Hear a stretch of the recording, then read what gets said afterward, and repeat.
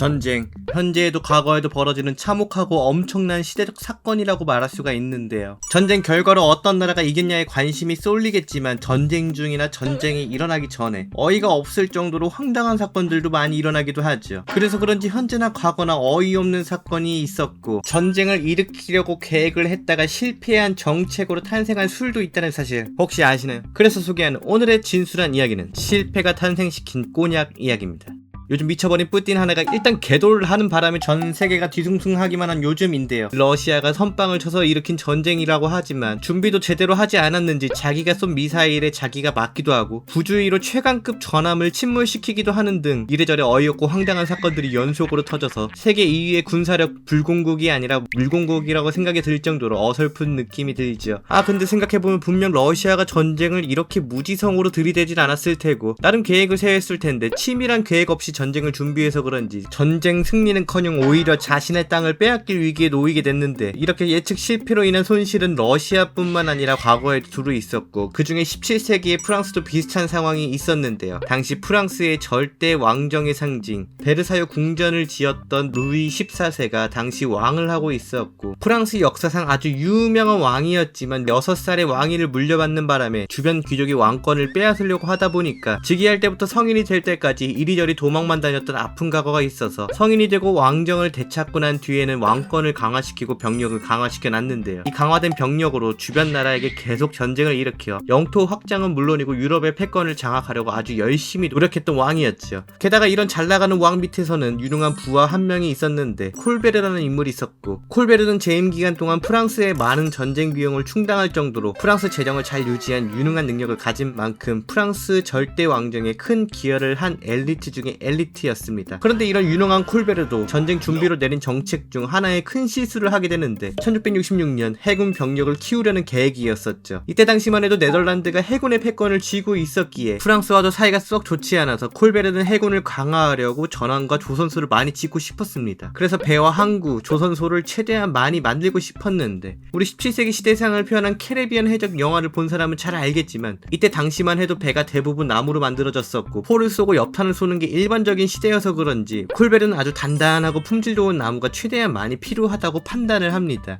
그렇게 열심히 고민한 결과 단단한 나무로는 오크나무를 골랐고 프랑스의 리무쟁과 트롱세 지역에 이 나무를 심어서 숲을 만들기 시작했죠. 근데 이거 웬걸? 생각해보니까 오크나무는 성장 속도가 너무나 느려가지고 80년에서 120년을 기다려야 돼서 지금 당장은 쓸 수가 없었던 겁니다. 이게 최대한 빨리 자라서 80년 만에 나무를 쓸 수가 있다고 친다 해도 그 당시 사람의 평균 수명은 훨씬 넘었던 거라 사실 콜베르는 미래를 위해서 사과나무를 심는다는 마인드로 나무를 심었던 거죠. 어쨌든 그렇게 심어진 오크나무들이 100년을 훨씬 지나 이제 좀 배를 만들어볼까 하고 사용하려고 했는데 요즘은 나무보다는 철갑전함이 최고지의 시대가 와버려서 단단하고 품질 좋은 나무가 더 이상 쓸모가 없어진 겁니다.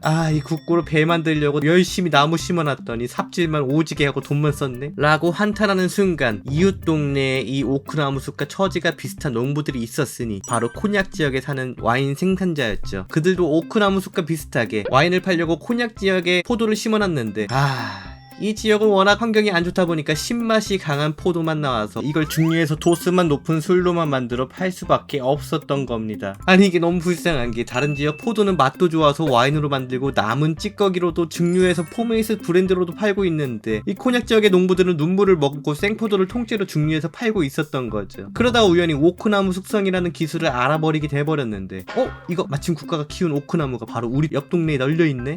이거다 하면서 코냑 지역 오른쪽에 있는 리무쟁의 오크나무를 베어서 통을 만들고 증류한 술을 숙성시켰더니 다른 오크통에 비해 숙성을 짧게 해도 맛이 그윽해지고 환상적으로 변했던 거죠. 거기다 다른 지역처럼 와인을 만들고 남은 찌꺼기로 증류해서 만든 포메이스 브랜드가 아니라 진짜 포도 그 자체를 통째로 증류한 걸 숙성시킨 거라 제대로 된 품질 좋은 술을 탄생시켜버렸고 이게 전 세계로 유명해진 것은 물론 지역 이름을 따서 현재 우리가 알고 있는 고급 술 코냑이 탄생하게 된 겁니다. 그렇다 보니 일단 만들고 났더니 쓸 데가 없어서 버려질 뻔한 리무쟁 오크나무 숲과 콘약 지역의 포도들은 떡상을 해버렸고 현재는 30만원이 훌쩍 넘는 고급 술이 돼 5조 가량의 매출을 올려주는 프랑스 수출 효자 품목의 역할을 톡톡히 하고 있죠. 또 이 리무쟁 숲의 오크나무의 값어치도 같이 떡상을 해버려서 리무쟁 오크나무 캐스크는 현재 100만원이나 하는 고급 캐스크가 될 정도로 콘약과 리무쟁의 오크나무 숲 둘 다 실패했지만 성공한 재밌는 이야기가 생기게 됐습니다. 그런데 우리 그냥 콘약이라고 하면 이 술을 구입할 때 조금 혼란스럽기도 하잖아요. 그래서 제가 간단한 팁을 드리고 싶은데 우리 통영굴 완도 정복 뭐 이렇게 지역명을 붙여서 특산물을 이야기하잖아요. 이것도 비슷하게 콘약 브랜디라고 해서 콘약에서 생산되는 맛 좋은 브랜디다 라고 이해하시면 쉽고, 이 중 최고로 치는 3대 생산지로 알려진 핀느 상파뉴, 그랑 상파뉴, 보르더리가 표지에 표기된 걸 고르시면은 가격은 좀 더 나가도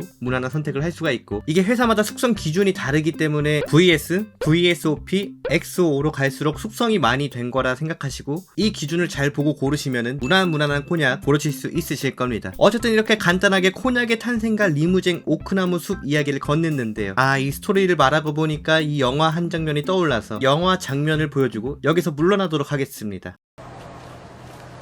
시련은 있어도 실패는 없는 거야.